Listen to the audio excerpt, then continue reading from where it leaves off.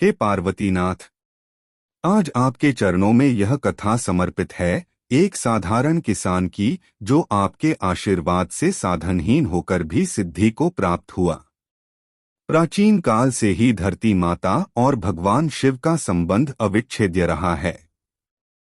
हिमालय के कैलाश शिखर पर विराजमान भोलेनाथ जब भी मनुष्य की भक्ति और श्रम की परीक्षा लेते हैं तो वे केवल बड़े राजाओं और बलवानों को नहीं बल्कि उन साधारण जनों को भी देखते हैं जिनकी हथेलियां पसीने से भीगी होती हैं और जिनका जीवन हल और खेतों की सुगंध में बसा होता है। शिवपुर ग्राम के छोर पर गोविंद नामक एक युवक रहता था।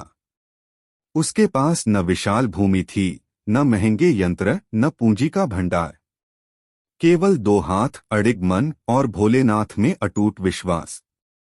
एक दिन उसने अपनी संचित पूंजी 15,000 रुपए में एक पुराना थका हुआ ट्रैक्टर खरीदा। गांव वाले हंसते, अरे गोविंद, यह तो लोहे का ढांचा है, इससे क्या होगा? गोविंद विनम्रता से कहता, भाइयों, यह लोहे का ढांचा नहीं, मेरे श्रम का वाहन है। इसमें महादेव की कृपा है। प्रत्येक प्रभात वह गंगा स्नान सा शुद्ध होकर अपने आंगन के शिवलिंग पर जल अर्पित करता।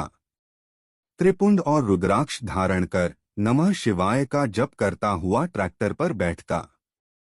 उसका नियम था, जोत जोत में महादेव, बीज बीज में महादेव। धीरे धीरे बंजर खेत भी हरे भरे हो उठे। जहां कल तक धूल उड़ती थी, आज वहां जीवन की हरियाली लहलहा रही थी। एक वर्ष वर्षा ने गांव को धोखा दे दिया। फसलें मुरझा गईं, कुएं सूखने लगे। गांव वाले बोले, अब तेरी भक्ति देखेंगे गोविंद। गोविंद ने हार नहीं मानी। वह रात दिन खेत में रहा, कुएं से पानी खींचकर हर पौधे को सींचता। उसका शरीर थक गया पर मन अडिग रहा।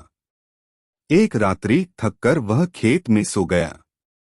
चांदनी फैली थी, आकाश निर्मल था। अचानक उसने अनुभव किया, कोई उसकी पीठ सहला रहा है।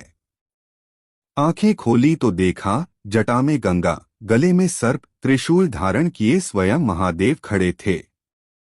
शिव बोले, वत्स गोविंद, तूने साधनों की कमी को अपनी हार नहीं बनने दिया।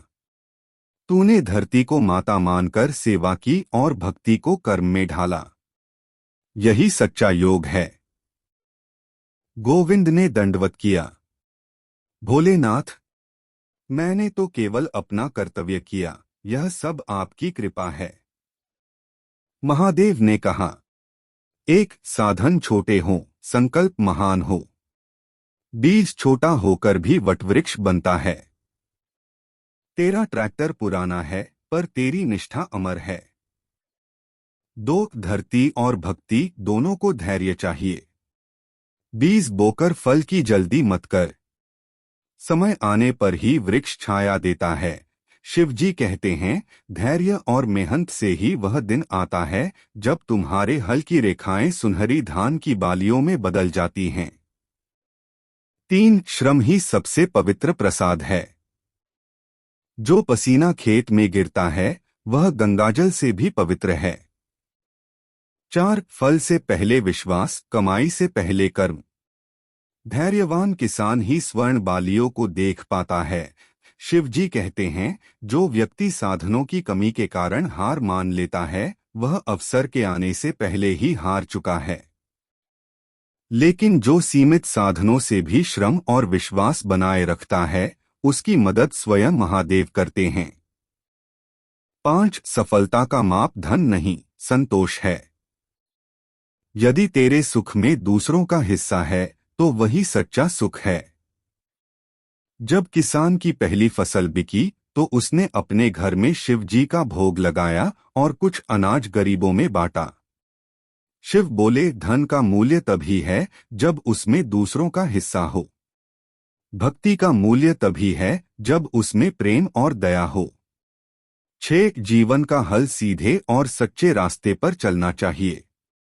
किसान का हल जैसे धरती को सीधी रेखा में जोतता है, वैसे ही जीवन को भी सत्य और धर्म के मार्ग पर चलाना चाहिए। शिव जी कहते हैं, सत्य के मार्ग पर चलने वाला व्यक्ति कभी खाली हाथ नहीं लौटता, भले ही देर से सही, उसे उसका फल जरूर मिलता है। शिव बोले, वत्स, यह अब तेरे श्रम और सेवा का रथ है। इससे तेरा ही नहीं, दूसरों का भी जीवन संवर जाएगा। उस दिन के बाद गोविंद के खेत कभी सूखे नहीं। फसलें इतनी हुईं कि उसने गरीब किसानों को मुफ्त बीज और हल दिए।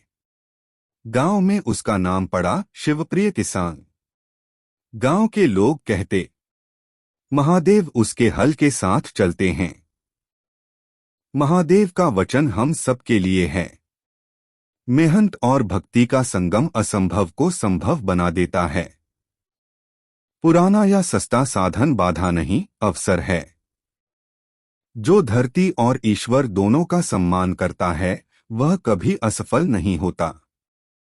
चाहे तुम्हारे पास करोड़ों का साधन हो या 15,000 रुपए का ट्रैक्टर, यदि मन सच्चा है और कर्म अडिग, तो महादेव स्वयं तुम्हारे साथ हल जोतेंगे।